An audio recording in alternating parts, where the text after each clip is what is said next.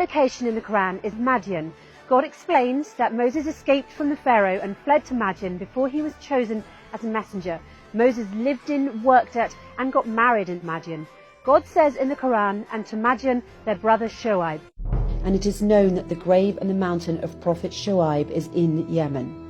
This establishes that Madian is located in Yemen, not in Saudi or northern Hijaz, as it is thought to be in some history books. Madian also has the Mosque of Prophet Shoaib, which is located in the middle of Oslat al-Manar, on the line connecting Sa'na in the provinces of Ab and Taz in Yemen. The language in which Moses used to communicate with the people of Madian further strengthens the argument that Madian is located in Yemen.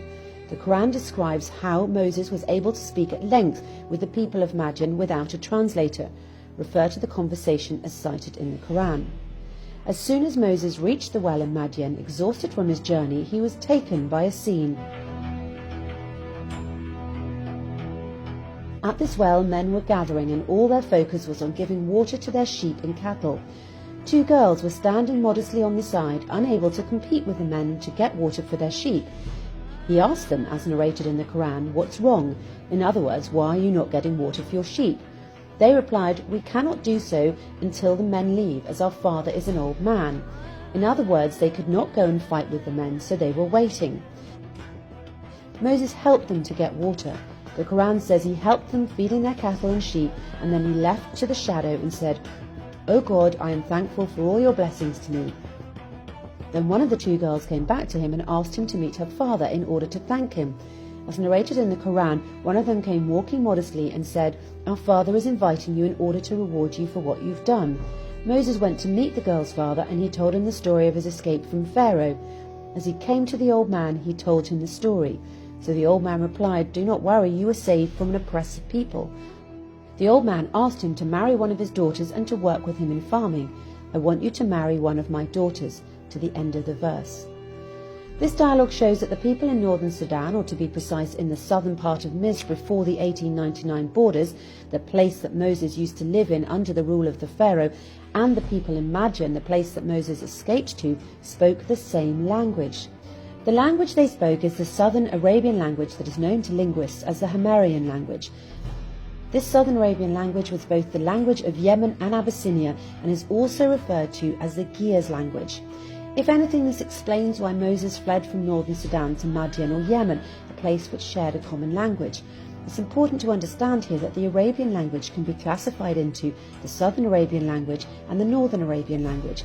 The southern Arabian language, or the Hammerian language, which belongs to the south, the southern part of Misr like the northern Sudan and Abyssinian highlands, the southern part Arabian peninsula like Yemen, while the northern Arabian language, al-Fusa, as the linguists call it, belongs to the northern part of the Arabian Peninsula, which is currently known as Saudi Arabia.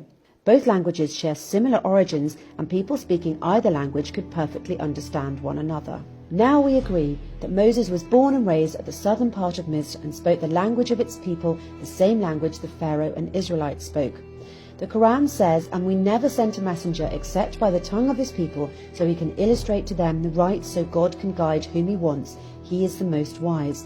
If we dig deeper into the origins of the Israelites in Misr, we ought to read the story of Joseph, the son of the prophet Jacob and the father of the Israelites.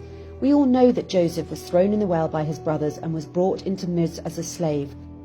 It is clearly stated in the Quran that the man who bought him from Misr paid in the dirham, the currency used by the people in this part of Misr.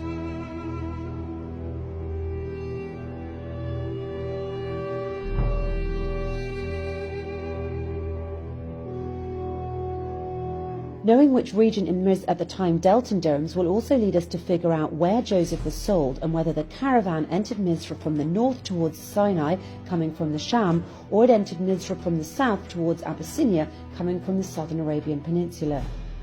The region that used the dirham at that time was the southern area of the Arabian Peninsula referred to now as Yemen. This implies that Joseph entered Misr from the southern Arabian Peninsula coming from Yemen, which shows that Israelites are originally Arab Bedouins from the southern Arabian Peninsula. It is worth noting here that the dirham was also used in Abyssinia all the way up to northern Sudan. A shared common currency strengthened the trade between these places. The strong commercial ties were also attributed to the use of the same language, which we referred to earlier as the Southern Arabian language or the Hammerian language. Simply put, one language, one currency. Had Joseph been living in Sham and sold in northern Egypt, the buyer would not have paid for him in dirhams, as this was not the currency used in northern Egypt or in Sham.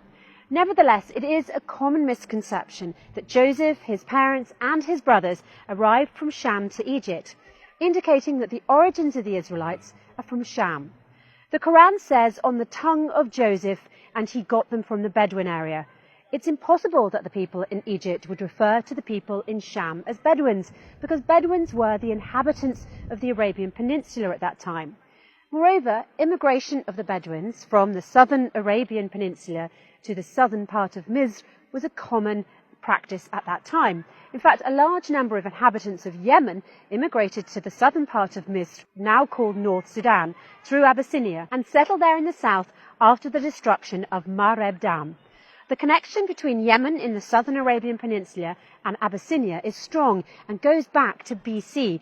The two places shared strong ties and movements between their inhabitants.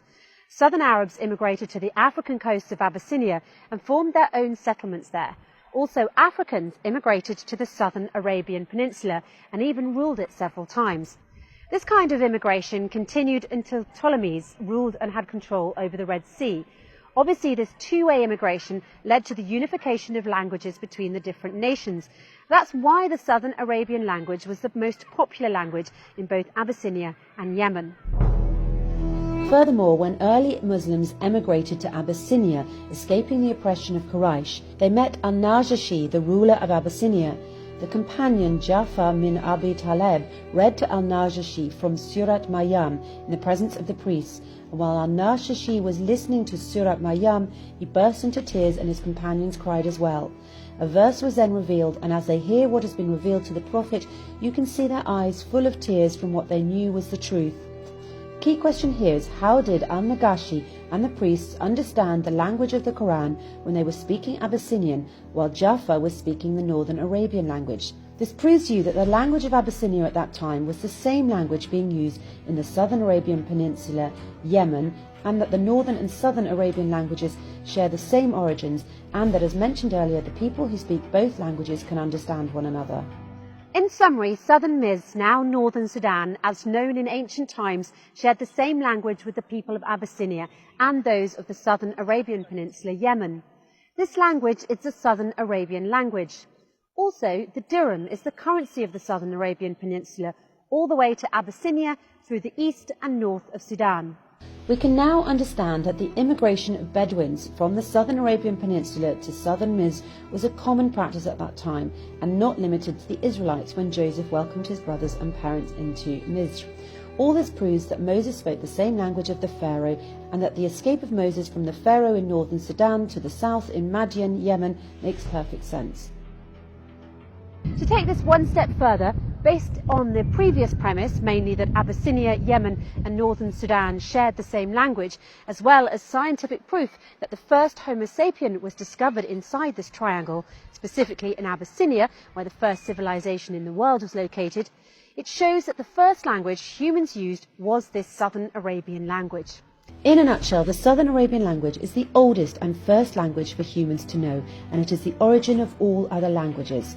The Southern Arabian language, or the Hammerian language, continued to spread from Yemen and Abyssinia through immigration to eastern and northern Sudan. And the Ge'ez language, or the Old Southern Arabian language, evolved after this into three sub-languages: the Amharic language, Ethiopian, and the Tigrinya, Eritrea, and Takrate, eastern and northern Sudan.